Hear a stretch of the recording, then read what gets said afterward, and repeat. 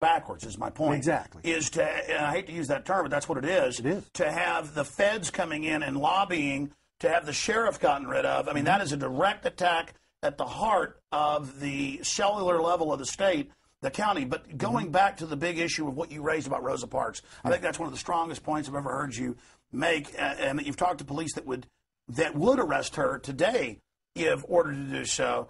That goes back to the Nuremberg trials, where the Nazis came up and said, we were ordered to do this. We were just following orders. And that's how it works. First, they ask you to follow orders that are a little unconstitutional. Right. Because they had a similar constitution in the Weimar Republic. Right. In fact, in some cases, they even was built off ours. It was even more expansive in some areas with rights. Right. But over time, they eroded it, and pretty soon, the sky was the limit.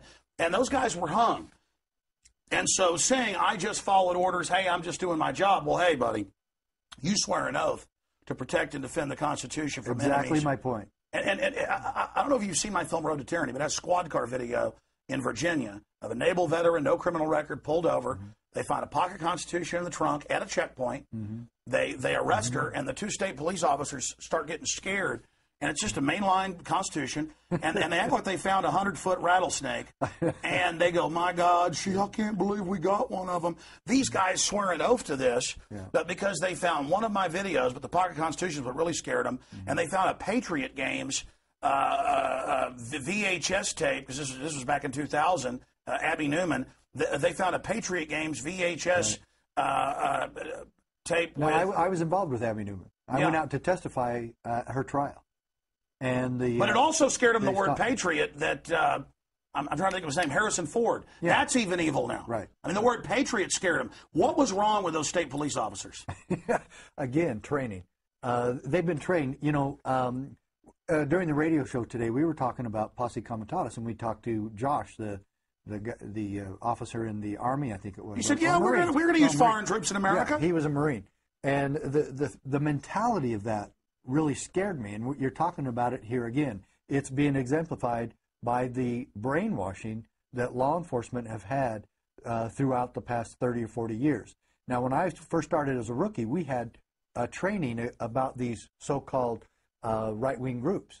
Well, I was trained. I went to police training that said posse comitatus. Didn't say anything about it being a law passed back in, 1890. That didn't allow the military to be used for domestic purposes. I wasn't trained to that. I was told that posse comitatus was a group of right-wing radicals that were dangerous, armed to the hilt, that would kill cops if you tried to stop them for a traffic citation. And that's why when people say, why is the Army at a checkpoint posse comitatus, they flip out. Yeah. And as soon as you use the term posse comitatus, and these cops are going to think, what is the matter with you? And then you explain to them that is a federal law that prohibits the Marines or any other branch of the Army or military being used in domestic. And now we regions. see that was my next issue, and I could see the MIAC Homeland Security reports that good peace officers, federal and state, sent me that the training has nothing to do with Al Qaeda. It is all Ron Paul supporters, gun owners, people that have films about the Constitution, people that want to get rid of the private Federal Reserve, which is the foreign banking cartel that runs the country, and that's wrecking the nation, that stole $27 trillion, we now learn, and won't tell Congress where the money went. And so now I knew they were going to mainline that, and now they are. Oh, the white terrorists, they're going to get you. There's going to be new OKCs, and you research those, you find out those are false flag events. And now Jackson Lee says, let's have a hearing on right-wing extremist ideologues. And so the Congresswoman. Yes. Yeah. She's wanting to drag all of that into a congressional hearing. Why? I thought she stood for civil rights. I thought we already broke away from this crap that government has to watch. Well, that's what it is. When libertarians and constitutionalists and conservatives want the Constitution, they just say, well, you don't want government health care, you're racist. Mm-hmm. They throw that in so that liberals don't wake up and come defend the Republic as well. Right. And I still maintain that, and I really thought the time you spent with Mike Adams was extremely valuable. And some of the things there that he talked about, I've been involved with. For instance, going and drinking milk. I hate milk. I'm not kidding you, I hate milk. But I went all the way to Madison, Wisconsin from Arizona to drink raw milk with a couple of Amish farmers at the state capitol in Madison, Wisconsin. That's extreme. It is extreme, yeah. That's almost as bad as that lady in Oak Park, Michigan, with the garden. And and 93 days in jail. Who the hell does she think she is? And well, these people are extremists. Oh, I know. But thank goodness Jackson Lee, the congresswoman, wants to put us all in a congressional hearing. Well, she cares. I mean, yeah, well, of course she cares.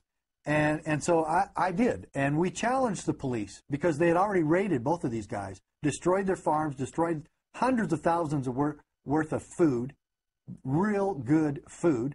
And they're just providing this product to people who want it, who don't believe in pasteurized milk. And they don't want their cheese burned and ruined and all the enzymes and vitamins destroyed before they feed it to their family.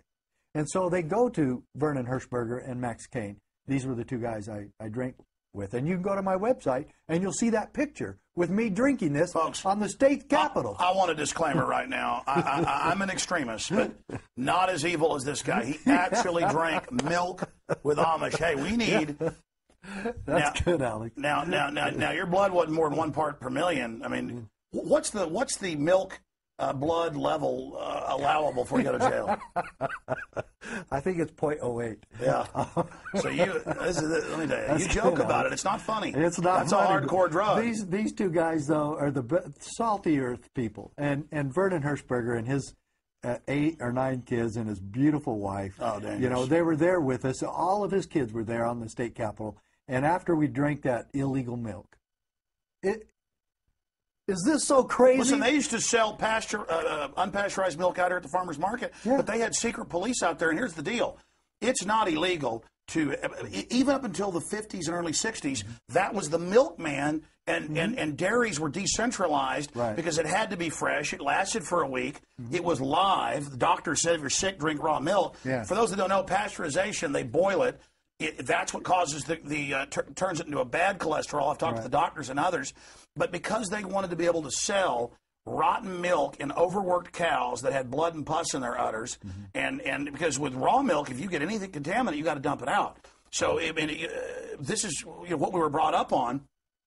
But they slowly brought in the pasteurized and then got laws passed to shut it down. So it's another example. And now, you can't have a garden. Now you can't have, now the government's got laws. You can't have a label of something, they don't have to tell you if it isn't organic.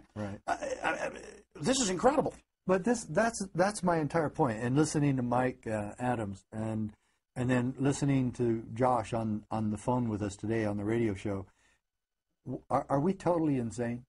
I mean, have we lost every bit of direction that we were supposed to take in this country? This is America. And we're going after, well, first of all, the federal government has shut off the water in the Napa Valley, reinforcing what Mike said about destroying the food supply in this country. They did it to Klamath Falls back in 2001. That was under the Bush administration. Now the Obama administration has done it. They're setting the precedent to do whatever they want. Exactly. And ultimately, that's what Obamacare tells every American citizen. And I'm here to tell you that there's a way to stop it. And our lawsuit actually says how we can stop Obamacare. The victory for state sovereignty. And this is the synopsis of my Supreme Court victory. You can see what this did for America, what this did for freedom, what it did for state sovereignty, and how you can implement this in your own neighborhood. Let me read one quote. This is Justice Scalia, the United States Supreme Court, in June 27, 1997, and it says... Oh, wait, luckily this is not an FCC show. No, so this is internet only, so we're allowed to have profanity here on air. First off, because, again, the police freak out when they see a Constitution. A Supreme Court justice in a modern age quoting it. This is just a Supreme Court. This is the decision. Are you sure we can do this on air? The Supreme Court. This is almost as bad as raw milk. Yeah, you're right. It is. It is. And let's not leave the raw milk thing behind either, because those guys are great. We have held, this is the United States Supreme Court talking to the American people and to the White House and to Congress. We have held, however, that state legislatures are not subject to federal direction. Well, don't you wish your state legislature knew this? This was the United States Supreme Court. Why do we even have a states if they're not? Exactly. Well, I mean, before 1913, the legislatures elected the federal senator. Yeah. That shows you the states are the boss. They're not co-equal. Right. First they teach you the states aren't the boss, then they're co-equal, and now there's no reason to even have states, we're told. And now Obama says no reason to have a Congress for EPA rules, wars. We are not Arizona. Arizona has no right to call itself Arizona. It is federal enclave number 47. Arizona was the 47th state. Arizona is 85% owned and controlled and managed by the federal government. And I know the Arizonans are really backward and they're a bunch of rednecks, but I guarantee you two things. I know Arizona can run their own dadgum Grand Canyon, and they can certainly run their own education without the federal government. Well, that's the issue. The feds are now buying up land in states that are mainly privately owned, like Texas, with our tax money. And instead of all those western lands were supposed to be divided up against with the people. Continuing, since you mentioned health care, and then we'll get back into that. Okay. London Independent, cataracts, hips, knees, and tonsils. National Health Service begins rationing operations. Here, Bill Gates has come out and said these are death panels, that his foundation helped get it in there, and that the feds will decide what procedures doctors can give you. And he said, don't give granny treatment, we'll hire 10 teachers. So playing us off against each other. Once they socialize everything, then, oh, well, we don't agree with your diet, you've got to pay more, or you don't get treatment.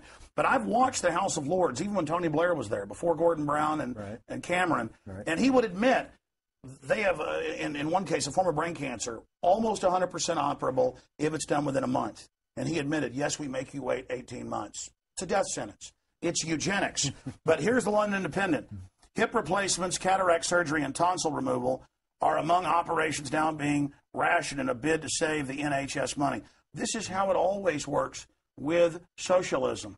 Well, the socialist structure does have that. I mean, there's no question about that, and that's why they want to socialize and nationalize health care in America. And now you're beholden not just for your food stamps or for your Social Security, for your health care. But for your tonsillectomy. And if you don't go deeper into debt to the international bankers, oh, we're going to hold off on your health care as well. And everything that I've ever heard you talk about at Santa Cruz, California, when we were there with Joe Bannister, a great meeting, jam-packed with people from all over California. Everything I've heard you say on your shows and of the tapes that I've seen, you did one that I was involved with, like I said, back when Abby Newman thing and the police state video that you did pursuant to that and a lot of other things going on in America. There is nothing, again, this little tool, 50-page book, there is nothing that the UN or the New World Order or the federal government and all of its corruption that are trying to shove down our otherwise healthy throats that we cannot stop at the county level, that we cannot stop with a true constitutional sheriff who knows and understands his duty to protect his people. We've run up the white flag. We're not occupying the land. We're just saying all the crooks in the county, let them run it. But then when good people do try to actually root out the corruption, a court side happens, but that's fine. We've got to draw the tyrants out and let people see their corruption so that it's evident. Yeah, there's people still telling me today. I even have a sheriff out in Washington. I went there. I've been to Wisconsin and Washington State, not D.C., Washington State, to help a family, again, rated by the FDA, to have them stop dealing that horrible raw cheese and raw milk. And this farm, rather a very small one actually, they went and destroyed about $300,000 worth of product. Wouldn't let the poor eat it. They were sending these products to the most plush restaurants all over the country. No, I know. Yeah. People loved it. Raw cheese at Whole Foods is 3 times more. Yeah, and they love it. By the way, it's real cheese. Yeah, correct. That pasteurized stuff isn't even cheese. Correct. And so the sheriff there, I went and met with him, and I'm with the victims of this FDA raid. And I said, you know what, Sheriff, if you'd read this, if you take the time to read my case and to read the book, I think you'll find that you actually do have the responsibility to protect these people from those types of raids. What are they doing? Exercising what the Declaration of Independence says, their pursuit of happiness. They are doing this with their family. They have 6 adopted kids, and they're all running this farm together, working together as a family. Wonderful kids. Working together as Al-Qaeda. Yeah. And they just want to make a living, and they're doing it. And who shuts them down? Who destroys their food? But our own federal government. Now, this case says over